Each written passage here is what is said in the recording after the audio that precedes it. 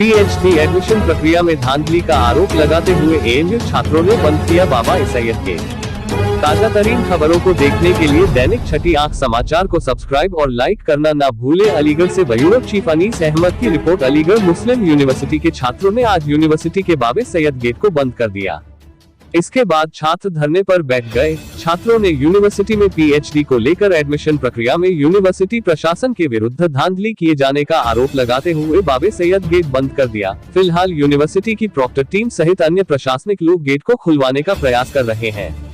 छात्र ने कहा कि ओएमआर शीट में मेरे 60 नंबर थे, 20 नंबर का मेरा इंटरव्यू होना था लेकिन मुझे काट दिया गया। ये एक साजिश के तहत हुआ है। मुझे इंटरव्यू में शामिल वुमेन स्टडीज डिपार्टमेंट की हेड ने कहा कि आप CAA-NRC को लेकर धरने लगाते हैं, इसलिए हम आपको एडमिशन नहीं देंगे।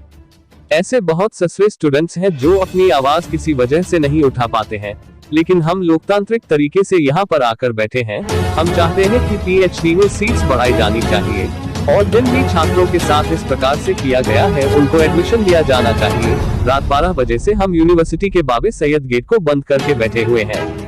एएनयू के जनसंपर्क अधिकारी ने जस बाबत कहा कि प्रवेश परीक्षा के संबंध में किसी बात को लेकर आपत्ति हमारे संज्ञान में आए है। छात्र लोकतांत्रिक तरीके से अपनी बात रख सकते हैं। एडमिशन का जो भी प्रोसेस होता है उसी प्रकार से यूनिवर्सिटी में छात्रों को प्रवेश दिया जाता है। जितनी सीट्स होती है उतने ही एडमिशन लिए जाते हैं। कुछ छात्र जो एएनयू गेट पर बैठे हैं, क्या पूरी?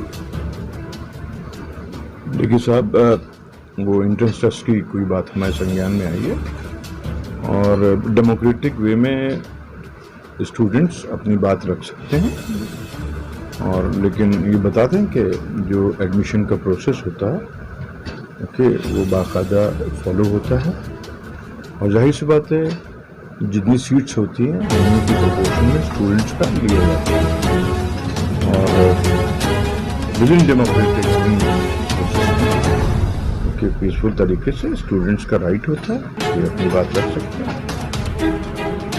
तो सर, जिस तरह छात्रों का आरोप ये भी है तो उनको एडमिशन नहीं दिया गया। देखिए साहब, मैं आरोप प्रतिरोध में नहीं पढ़ता हूँ। मैं आपको जो बात की मैं बता दूँ। बहुत बहुत धन्यवाद। प्रोफेसर हमारे हैं, उनके अंडर में सीट्स होती हैं, वो सीट्स ओपन नहीं करते क्योंकि देखिए किसी भी स्कॉलर को पीएचडी कराने में किसी स्कॉलर को वक्त लगता है, मेहनत लगती है। यूनिवर्सिटी की मेजॉरिटी ऑफ द प्रोफेसर वो नहीं चाहते कि ज़्यादा से ज़्यादा स्कॉलर्स को लिए जाए। तो अगर प्रोफेसर चाहें, शेख जामी साहब इसमें कंसिडरेशन करें, प्रोफेसर से बात करें, असिस्टेंट है, एसोसिएट है, हर किसी के अंदर में अच्छी खासी सीट्स होती हैं तो बहुत ईजीली चीज़ें हो जाएंगी। देखिए प्रोफेसर वगैरह सब वहाँ बैठे हुए हैं आराम से, डिपार्टमेंट आराम से ओपन है। अगर हम जैसे स्टूडेंट वहाँ पर जाएंगे तो कहीं ना कहीं उनको प्रॉब्लम होगी कि यार ये लोग नहीं आने चाहिए, क्योंकि फरान हो गए, ये हो गए। तो कोई एक्टिव स्टूडेंट को कोई आदमी लेना नहीं चाहता, जिसकी सज़ा दी जा रही है हमें भी, फरान को भी। तो जी, क्या नाम है? मेरा नाम सलमान कमर। जी, 2 साल के बाद यूनिवर्सिटी खुली है, उसके बाद फिर यूनिवर्सिटी बाबा सैयद को बंद कर दिया गया है, क्या वजह है?